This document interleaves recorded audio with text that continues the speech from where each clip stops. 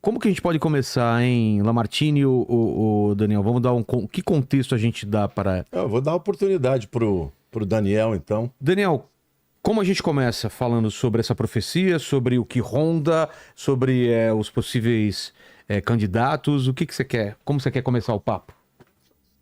Bom, vou tentar ir um pouquinho para além do que tem sido falado, né? A gente já falou muito, eu falei no meu canal, eu sei que o pastor Lamartine falou também, sobre o São Malaquias, sobre até a profecia de Nostradamus sobre esse assunto, né? Que ele fala sobre o Papa Negro e tal. Eu acho que o que é interessante a gente falar é que, para além do grupo progressista, do grupo conservador, a gente tem outros grupos de interesse ali dentro, né? Como a famosa máfia de Sangalém, né?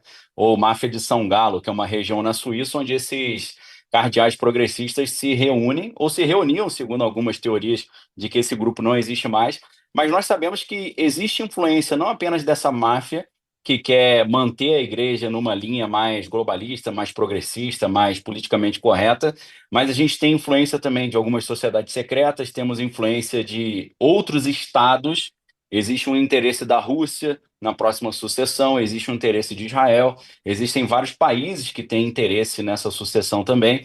Então, mais do que uma questão teológica ou religiosa, há uma questão também, não só geopolítica, mas uma questão conspiratória também, porque a gente sabe, assim como nós vimos na história e nós vimos também no filme Conclave, sempre nessa época de conclave aparecem o famoso compromate, né, informações comprometedoras de alguns daqueles que estão sendo cotados, né? Por exemplo, na eleição do conclave que escolheu o Papa Bento XVI, né, o Joseph Ratzinger, na verdade, os progressistas, essa máfia de Sangalém, queria já o Jorge Mário Bergoglio, né, que era o Papa Francisco. Só que o Papa Francisco ainda tinha algumas capivaras ali no armário para resolver. Ele estava sendo intimado a depor num caso de tortura de dois padres jesuítas argentinos na época da ditadura na Argentina, e também estava havendo uma polêmica de que ele teria um filho, né, aí existiria um filho dele. Então, naquela época ficou difícil para ele entrar, e aí depois, segundo a gente viu, entrou o Joseph Ratzinger, né, que virou Bento XVI, mas aí o que acontece? Acontece os Vatilix, né, que foram vários documentos comprometedores saindo ali, colocando responsabilização no Bento XVI com relação a questões não só de questões econômicas comprometedoras, mas também uma certa negligência na hora de punir desvios de conduta moral de alguns líderes religiosos. Então, é uma conspiração muito forte, eles ficam fechados ali o tempo todo, não entra celular, não entra câmera, não entra ninguém. Então, existe uma briga boa e o problema é que o Papa Francisco, dos cardeais que a gente tem hoje no Colégio de Cardeais, 78% dos integrantes foram escolhidos por ele. Então, ele deixou já tudo preparado para que a continuidade do pensamento dele fosse garantida, a não ser que a gente tenha um evento cisne negro, como aconteceu no filme Conclave, né? Vou passar a palavra e deixar o meu querido amigo Pastor Lamartine contribuir também. Antes do Lamartine falar, o evento Cisne Negro que você se refere ao filme é aquela revelação final? Não, o que acontece no filme são aquelas bombas que explodem Ah, ao redor ali, que sim, acabam sim. vitimando várias pessoas. Aquilo ali dá uma guinada no clima para dentro do conclave para escolher um líder que fosse, a princípio, né? Vou dar um spoiler no filme aqui. Quem não quiser ouvir, tampa o ouvido e bota uma massa miolo de pão no ouvido aí. Quando começam as bombas, aí começa aquele discurso: olha, a Europa deixou pessoas do Oriente entrar Ah, aqui, a Europa verdade. está sendo dominada, então a gente precisa de um Papa mais durão. Então, isso favorece o Papa conservador. Só que no meio dessa história aparece aquele Coringa, né, que é aquele cardeal que surgiu do nada, né, foi escolhido in pectore, né? In pectore em latim é no peito, né? Foi escolhido, perdão, secretamente pelo Papa que não é nominado, né? No filme Conclave, o Papa que falece não tem nome, mas ele se assemelha um pouco ao Papa Francisco, e o filme foi um pouco premonitório, né? Porque foi lançado um pouco antes do falecimento do Papa Francisco. Tudo bem que ele já estava com a saúde comprometida. Então, parecia que tudo ia indicar esse evento Cisne Negro uma vitória do Papa conservador, só que aí aparece esse cardeal que veio do Oriente, ele tinha servido no Afeganistão, e ele falou: olha, ao contrário de todos vocês, eu entendo a mentalidade do povo islâmico, e eu acho que aí eles entendem que seria mais interessante escolher, em vez do cardeal conservador, escolher um cardeal que tinha experiência e convivência e entendia a mentalidade desse povo. Em vez de querer brigar, ele tinha um carinho, um amor por esses povos orientais também. Então, não sei se vai acontecer algo no meio do conclave, que está agendado, se eu não me engano, 6 ou 7 de agosto agora para É, começar. tem numa hora também. 7 de maio. 7 de maio. Maio, não sei porque eu falei agosto, perdão. E tem também uma conversa no meio do filme dos caras falando, a Igreja Católica é muito tranquila em relação ao islamismo, mas eles não têm essa mesma visão dos cristãos, né? Exato, isso aí é algo importante também. Mas É. assim, rapidinho para encerrar. Na época que João Paulo II venceu, havia o problema da Guerra Fria. Então ele, na condição de polonês, ele seria o Verdade. cara ideal para fazer essa ponte. Depois, quando a gente teve o Bento XVI chegando, né, a igreja estava tentando também trazer mais credibilidade, né, superar aqueles escândalos, então traz um teólogo de alta patente. E depois do Bento XVI, o que acontece? Na América do Sul, a América do Sul era a região onde os católicos estavam perdendo mais membros, né, para as igrejas protestantes. Então, para eles foi muito interessante escolher um papa, o primeiro papa da América do Sul e o primeiro papa jesuíta. Isso é muito importante. Se você quiser, a gente volta nesse assunto depois. Então, Vamos falar.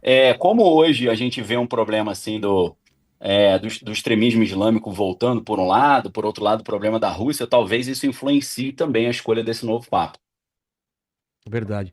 Eu quero agradecer a tua presença, agradecer o pessoal que tá aqui no chat já bombando aqui e agradecer também a nossa parceirona de longa data, não é, o Léo? Exatamente. A Insider que tá aqui comigo sempre e que tá patrocinando e Está é no mês de responsável. aniversário. No mês de aniversário. É responsável por programas especiais como esse. E como está no mês de aniversário, vai chegar até 30% de desconto. Com o nosso desconto. Com os combos lá e com o nosso cupom. Cupom, exatamente. Então, Colocando link o na nosso descrição. e o QR Code na tela. Vai direto com o nosso cupom.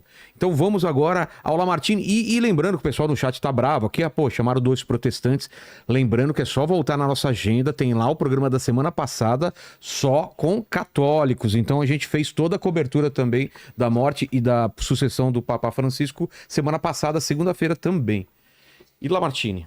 Bom, eu acredito que, em função de tudo que está acontecendo na geopolítica do mundo, é muito difícil que o próximo Papa não tenha um viés mais progressista. Porque hoje o que acontece é o seguinte: existe uma guerra ideológica entre os globalistas e os que têm uma visão conservadora, mais nacionalista. E esta guerra é uma outra versão de uma Guerra Fria. No passado, a Guerra Fria era entre Rússia e Estados Unidos, a discussão era entre comunismo e capitalismo. Hoje isso praticamente não existe mais. Hoje até o marxismo já tem uma outra terminologia, o marxismo ideológico, né? Então, obviamente, os chamados marxistas ideológicos, eles não são mais a favor de lutas de classes, mas eles são muito mais a favor de uma agenda que vem quebrar os paradigmas da sociedade ocidental, o que quer dizer, por exemplo, a visão judaico-cristã. Então, essa é a luta que está acontecendo no mundo. E o Papa Francisco, ele tinha um viés muito mais progressista também nesse sentido. Verdade. O fato dele ser um Papa que tinha uma opção pelos pobres, isso é bonito, isso é louvável. Afinal de contas, o próprio Senhor Jesus também, certa vez, disse para os discípulos, né? Olha, eu tive fome e me deste de comer, eu tive sede e me deste de beber, eu estive nu e me vestiste, eu estive preso e fostes me visitar. E os discípulos perguntaram, mas quando nós fizemos isso? E Jesus falou, todas as vezes que vocês fizerem aos meus pequeninos, vocês estão fazendo a mim. Então, eu creio que a igreja, ela tem que sentir a dor dos desvalidos. Então, agora, uma coisa é você ser a favor dos pobres, dos necessitados. Outra coisa é você ser a favor da pobreza. Então, o fato de que o evangelho ele se preocupa com os que têm menos, não quer dizer que o evangelho seja a favor do comunismo ou do socialismo, muito pelo contrário. Existem muitas pessoas que afirmam que Jesus era comunista. Isso é um absurdo, né? Afinal de contas, Jesus viveu há 2000 anos atrás e o comunismo ele nasceu na Revolução Bolchevique em 1917. O que eu quero dizer com isso? O fato do Papa Francisco ter uma visão de cuidar dos mais desfavorecidos é muito bom, mas por outro lado, ele ser favorável a nações que são, por exemplo, com lideranças tirânicas, antidemocráticas, como, por exemplo, ser chamados pelos palestinos, né, e até mesmo pelo Hamas como um amigo, isso é um problema sério. Ter uma boa relação, por exemplo, com Venezuela do Maduro, isso é algo que realmente, de fato, preocupa. E como o próprio Daniel falou, dos 135 cardeais que estarão votando, ele tem a maioria. Ele indicou a maioria. E a verdade é que a partir do dia 7 vai começar, de fato, o conclave, as votações, as negociações políticas, para que, então, o Papa que obtiver 2/3 desses votos, portanto, 91 votos, vai ser o novo Papa.